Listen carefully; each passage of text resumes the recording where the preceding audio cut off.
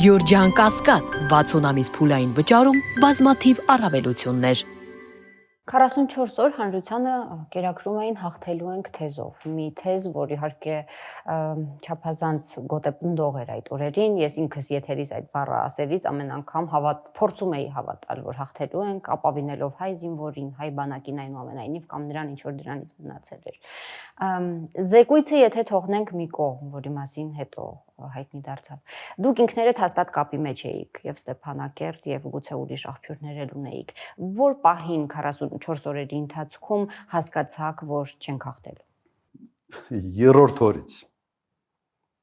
Երրորդ օրը ես Ղարաբաղում էի եւ այնինչ տեսել եմ ինձ բերել է 1-2 օրվա ընթացքում համոզմունքի, որ այս պատերազմում մենք պարտվելու ենք։ Եվ իմ գնալուց հետո 2 շաբաթ ես մնացել եմ Ղարաբաղում, ամեն օր Արկադի Ղուկասյանի եւ Բակո Սահակյանի միջոցով փորձում էի հորդորել Արայիկ Հարությունյանին, որ անեն ամեն ինչ պատերազմը կանգնեցնելու համար։ Ակնհայտ էր, որ մենք պարտվում ենք։ Ինքը հակված չէր, թե ինչն էր։ Չէր կարողանում կապի դուրս գալ։ Չէ, կապը իրենց մոտ օրը մի քանի անգամ էր, նույնիսկ ես առաջարկեցի այն ժամանակ հանդիպենք նախկին նախագաներով եւ ներկա նախագահով, թեկուզ Արայիկ Հարությունյանի նկատմամբ ին վերաբերմունքս հայտնի է։ Ինքը չպետք է հայտնվեր այնտեղ նախագահի պաշտոնում։ Բայց այնուամենայնիվ ես ինքս գնացի, ես ինքս դա առաջարկեցի եւ ես ունեի կոնկրետ պլան գործողությունների, թե ինչ է պետք անել։ Ինչ պլան էր, դա կարող եք հիմա ասել։ Պաշտպանությունը կազմակերպելու տեսանկյունից շատ կոնկրետ առաջարկներ էր եւ զուգահեռ իհարկե անել ամեն ինչ օր առաջ պատերազմը կանգնեցնելու համար։ Ինքը մերժեց։ Չուզեց հանդիպել եւ Բակո Սահակյանի միջոցով փոխանցեց հետեւյալը. եթե ես հանդիպեմ Քոչարյանի հետ, ինձ Հայաստանի վարչապետը ուտելու է։ Ուղղակի իր բառը։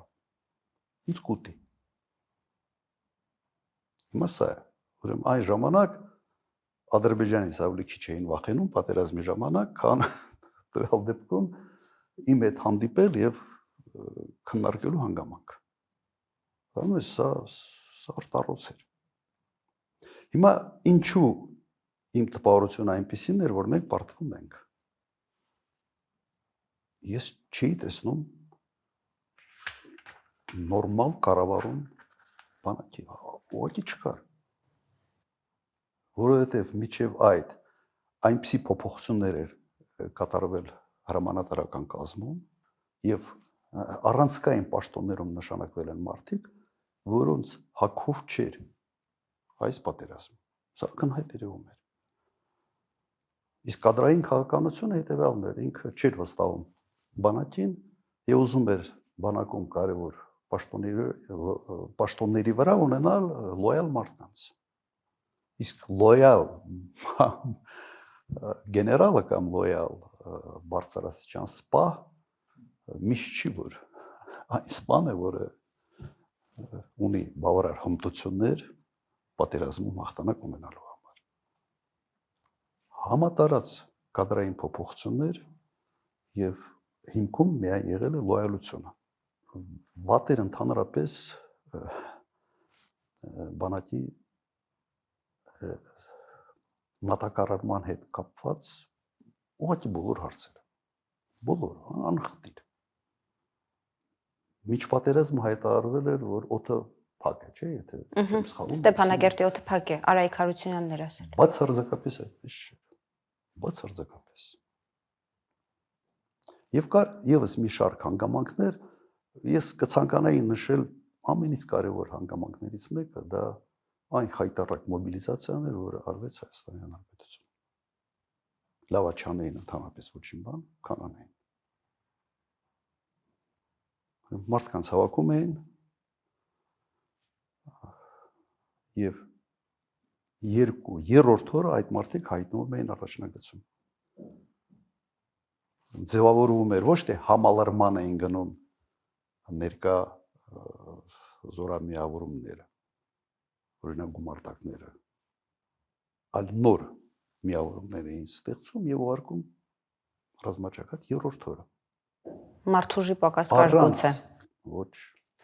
այդ նույն մարդուժը պետք է համալրեին ներկա ստորաբաժանումները։ Իրեն գնացին լրիվ այլ ճանապարհով։ Դա էլ է ճանապարհ, բայց այդ դեպքում դու առնվազն 2-3 շաբաթ պետք է մարտական ներդաշնակություն ապահովես։ Իմ հարազատները զորակոչվել են, օրինակ, շատ մոտ հարազատներից մեկը պատերազմի երրորդ օրը հայտնվել է առաջնագծում մի sense վաշտում,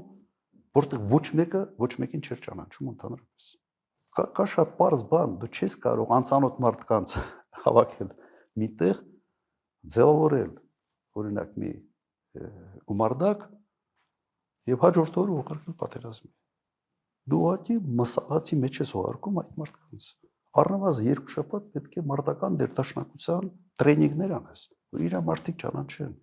Հրամանատարը հասկանա, թե ստորադաս հրամանատարները ինչ կարգի հրամանատարներ են, ինչ գիտելիքներ ունեն։ 90-ականների պատերազմում այդպես էր, թե այդ ժամանակը չկար, թե պատերազմը այնպեսինը չէր։ Այն ժամանակ պատերազմը այդպեսինը չէր։ Ուրիշ իրավիճակ էր եւ այն ժամանակ այլ գործոններ էին աշխատում։ Եվ այն ժամանակ նաեւ հակառակորդը նույն վիճակում էր։ Այն ժամանակ պատերազմի կեսը ուղղակի ջոկատային էր։ Եվ երկրորդ կոպտագույն սխալը մենք վերադարձրել ենք 90-ական թվականներին։ Սկսել են ձևավորել ջոկատները եւ ջոկատները ուղարկել ռազմաճակատ։ Մենք ասենց բանակային կառույցից հետ ենք գնացել մոտ 25 տարի, վերադարձրել ենք ջոկատային համակարգին։ Ջոկատը ունի մի առավելություն, մարդիկ իրար ճանաչում են, բայց սա բանակ չի։ Սա ինչի հետևանք էր, սա պլանավորված էր, թե սա էլ էր ամփոփություն։ Ես չգիտեմ, ես կարծում եմ ուղղակի մարդիկ չունեին փորձ, չունեին գիտելիքներ, բայց հագել են մի կոստյում, որը հաստատ իրենց վրայով չէր։ Այդ ձևով ընդհանրապես հնարավոր չէր այս պատերազմը հաղթանակ ունենալ։ Ես նաև փորձել էի հասկանալ, թե լավ, այս քայլը վատներ, որ քայլն էր արված նորմալ։ Եվ 0։ Ուղղակի 0։ Մի պահ իբրև մարդկանց ոգևորելու համար սկսեցին ասենց աչուձախ հերոսների կոչումներ բաժանել։ Նահանջող բանակի հրամանատարները ստանում են հերոսների կոչումներ։ Դա լուրջ։ Դուք մտածում եք, դուք դրանով խրախուսում եք մարտունակությունը, դուք խրախուսում եք պարտությունը դրանով։ Կարող է առաջի գծի զինվորը, կարող է առաջի գծի վաշտի հրամանատարը ստանալ հերոսի կոչում։ Բայց ուղղության պատասխանատուն, որը նահանջում է ամեն օր, ստանա հերոսի կոչում, դուք ի՞նչն եք խրախուսում։ Իսկ դուք նաև նշեցիք այս սուտերի մասին, որոնք հնչում էին։ Այդ սուտը քայքայում էր բանակը։ Եվ այդ սուտը, ասեմ, իմ կարծիքով հիմնական պատճառն էր շատ մեծ քանակի դասալիկների։ Մարդիկ առաջի գծում տեսնում են ինչ է կատարվում, զանգում են իրենց հարազատներին, հարազատները ուրախ են, որ մենք հաղթում ենք։ Ասենց էսա գետաշենն ենք վերցնում։ Սա ավելի մեծ անվստահության մթնոլորտ ձևավորելու ուղղակի տարբերակ չկար։ Ես համեմատեմ առաջի պատերազմի հետ։ Երբեք սուտ ինֆորմացիա չի եղել։ Եթե կորցրել ենք մի շրջան կամ մի գյուղ, հայտարարել ենք, ասել ենք, բոլորը դա գիտեին դրա մասին։ Բայց ամբողջությամբ տեղեկատվական դաշտը Հայաստանը վերցնել կոնտրոլի տակ եւ 44 օր ստերով կերակրել մեր ժողովրդին, դա հանցագործություն էր։ Երևանում այդպես էլ մարդիկ, այսպես այդ տակնապի զգացողությունը չունեցան։